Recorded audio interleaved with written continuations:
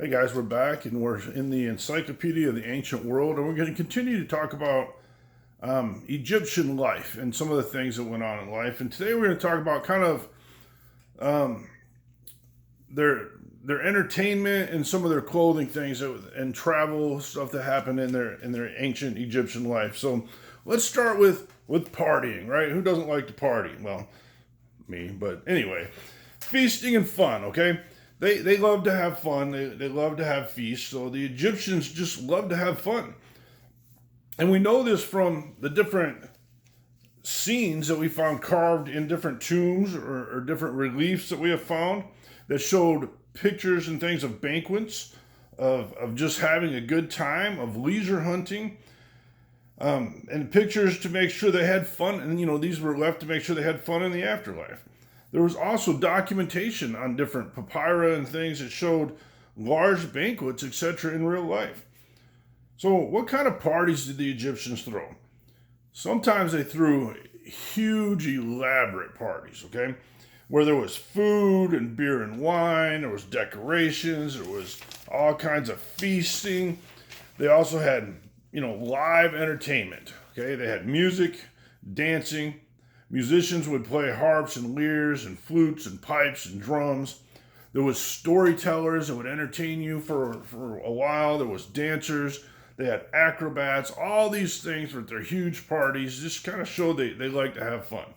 But even when they were at home, and even the more peasanty type people would have fun in their homes. They would play board games. There's a game called Senet, which is an ancient board game that's there, and they're trying to figure out exactly how that used to be played. And there was other games. They also hunted for sport and for food, but it was something they enjoyed and did. They had some different types of hunting. Okay, easy hunts where they would hunt birds or rabbits, antelope, foxes, sometimes even ostriches. All fairly easy hunts. Okay. But then there was some more dangerous hunts that they went on where they hunted the crocodiles and the hippopotamus, and it just, could be very dangerous. If you're reading the Catawubastis, which you should be, there's a chapter in there that talks about some of the hunting of the crocodiles and the hippopotamus that was very interesting. So make sure you're reading that. Also, let's talk about their everyday clothing wear, okay? It was usually linen. The poor people had thick, coarse cloth, and the richer you were, the more fine your linen was. The women usually wore simple, tight-fitting, ankle-length dresses with 2 straps on them. And the men would wear a kilt and a piece of linen wrapped around the waist, tucked in, and it was about knee or ankle length. Most Egyptians were barefoot. Some would wear sandals that were made from papyrus reeds or leather. And that was the norm for a very long period of time. But during the New Kingdom, some of this style started to change, okay? They started to wear tunics and cloaks made of very fine pleated linen for both the men and the women. And the fabric would just hang kind of very elegantly down towards the ground. The women would wear an extra garment over their tunic, which was very bright on the fringes and had ornaments all over it. The men would wear 2 different kilts, the basic short tunic, and then a long, fine, transparent linen tunic over the top of that. They would all have some type of fine ornaments, amulets, necklaces, bracelets, collars, large and decorative, strings of beads or jewels. It was all about kind of showing off what you had. Big semicircle around the neck, just different things like that. Just making sure that everybody knew how rich they were, especially in the jewels they had. Most of the men would take their hair and cut it off, like mine mostly, really short, almost bald. They'd be clean shaven, but they would wear wigs as kind of a way to show their importance. The clean hair was more for cleanliness and hot and weather, but then they put the wigs on for different, especially ceremonial things. The boys would shave their heads, but left the side of the ponytail, and this was called the side of the lock of youth.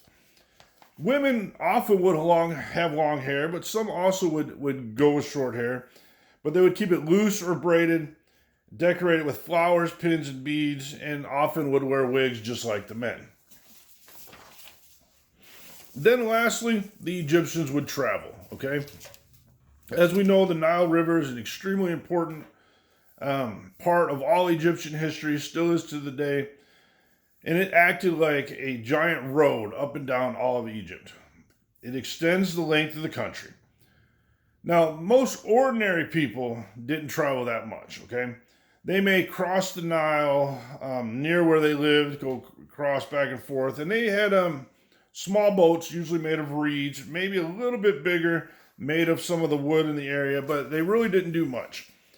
Then you had people who did travel up and down the river, and sailing north was always much easier because that's the flow of the Nile. It flows from to the north, and so you could just basically get on there and let the current take you to where you needed to go.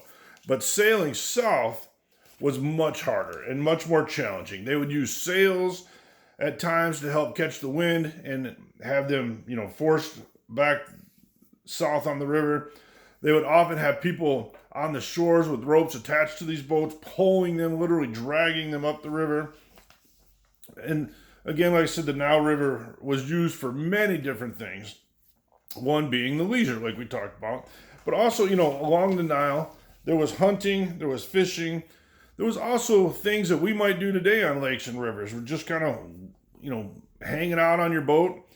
They would lounge out on the river. They might put a canopy up on their little boat to protect them from the sun and just kind of relax and hang out. The river was also used for cargo. It would transport goods up and down the river with large, strong boats. They had different barges that would hold stones for building that were too big to be rowed. They had to be pulled. These boats were too big. They had to be pulled by smaller boats. They found evidence of what they believe now is the largest barge of the time.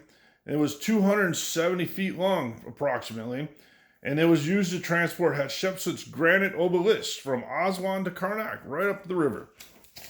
The Egyptians also would get out on the open sea. They had the Mediterranean Sea and the Red Sea would have huge ships that they would put together. Sometimes they would, have to take them apart, travel across the land with them, and then put them back together once they reach the sea. So it goes to show, their superiority in naval building and traveling the open ocean, but also showed that they did do some land travel. Most land travel was done on foot. They would cross the open desert. Sometimes they would use donkeys, and it would help them carry the cargo, and especially for the litters to carry the royal people. But this all just kind of shows some different things of their ancient lifestyles, where they liked to party, have big parties. They still had fun at home. They hunted, they fished. They'd hang out on the river, and they also used the river for cargo and to bring things in and out of their country that they needed. So make sure you're reading this material. Have a great day.